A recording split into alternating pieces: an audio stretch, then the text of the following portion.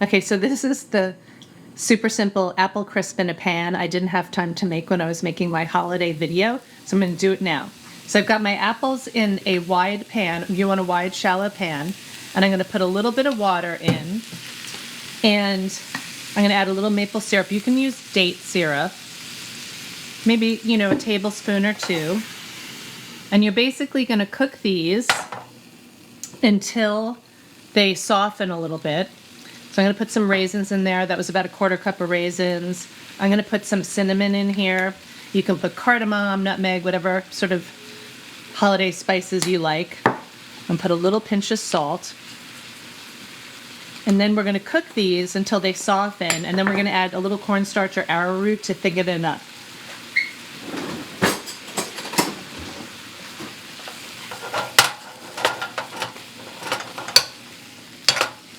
Okay, so while our apples are cooking, and honestly, you don't even have to cook them. I make this raw all the time.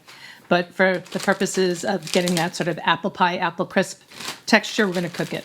So this is what I had measured out the other night and never got to. And it's basically 3/4 of a cup about of rolled oats. And I've got a cup of nuts. I've got walnuts and pecans in there. You can use any nuts you want. And what we're going to do is we're going to pulse these up to get them crumbly for a good crumble top for our apples. And then we're going to put some things in them to get them to stick together.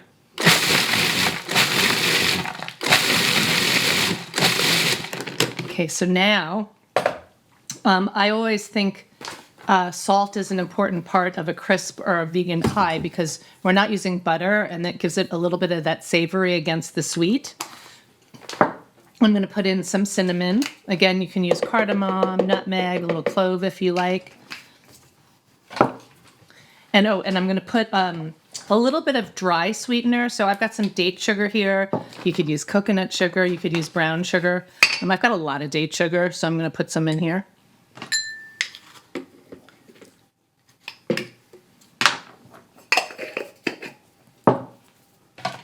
And we'll pulse that in. But then we want it to stick together. So I'm going to put in some almond butter that I've got here. Oh wait, before we do that, we want to add a little flour. Oops. So it doesn't really matter what kind of flour you use. I'm using einkorn. You can use brown rice, almond, oat, whatever you want. It's just going to give it a little bit more of a texture on top. Okay, and now we're going to put in our wet ingredients. So I'm going to start with about 2 tablespoons of almond butter. And I'm going to put in some date syrup. Just to, again, we're trying to get it to stick together. And you can skip the date syrup. And I'm going to put in a little bit of unsweetened plant milk. So we don't want it too wet. We just want it wet enough to stick together to make a crumble topping.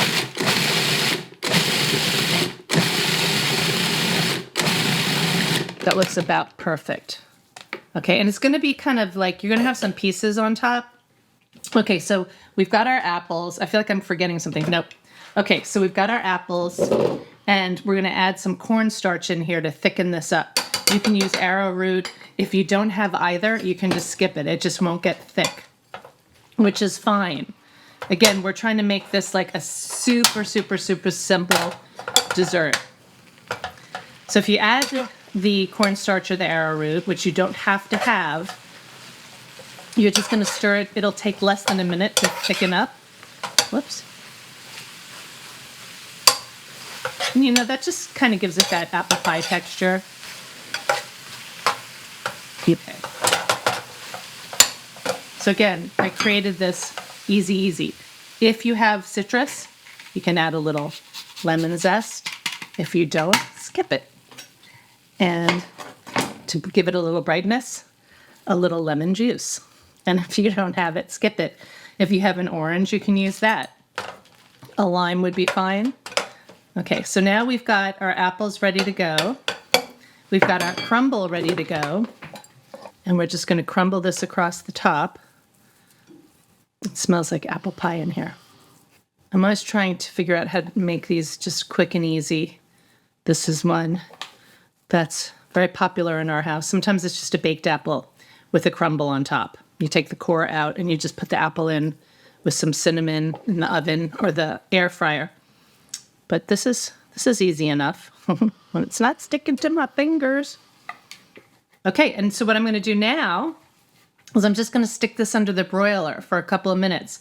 So you want to keep your eye on it so it doesn't burn. You just want to have it under the broiler long enough to get a nice golden, crispy topping. So I'm going to do that, and I will be right back. So here's the finished crisp. Before I put it in the oven, I sort of patted it down a little bit, and then I just stick it under the broiler for, I don't know, that was what, about 4 minutes. And so now you've got a nice hot, steaming crumble that you can eat just like that. Or, because we have a little vegan vanilla ice cream, we can put some of that on. And dessert is served.